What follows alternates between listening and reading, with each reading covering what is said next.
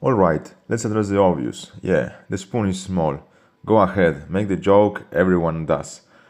But the Romans made it in this size on purpose, and as you can see, it works insanely well. This tiny tool is called cutlery, and archaeologists have found hundreds of them across the Roman world. Even if you have never seen one before, the Romans definitely did. This was everyday gear. It was originally perfect for eating snails. The long, narrow handle is ideal for pulling the meat out of the shells. But here's the fun part. Even though it was designed for snails, it works incredibly well for almost anything. And you can eat fast, clean, and efficiently, exactly what you are watching right now. Among the several finds we have of such spoons, there were metal ones as well. Bronze and even silver for the wealthy. But spoons like this, made out of bone, were the budget version. They are very easy to carve, easy to replace, and accessible to everyone, from farmers to soldiers. Now, here's the interesting part.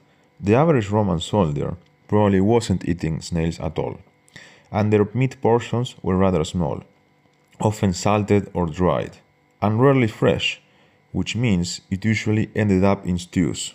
Their real daily fuel was grains and fat. Think of pork and lard, bread and porridge, which is nothing but very caloric and dense food. And that's exactly the kind of meals a small spoon handles perfectly. So a tiny spoon wasn't a limitation, it was rather the right tool for the job. You are still not convinced about the size, right? Well, let me tell you this. For a soldier marching 20 to 30 kilometers a day, every gram matters. A small spoon is lighter, takes less space, and is easier to replace. It's the kind of tool you forget you are carrying until you need it. A big spoon might look impressive, but in the Roman world it was just inefficient. Small spoons used less material, were easier to produce in huge numbers, and they lasted longer because there was less leverage for a snap or a crack.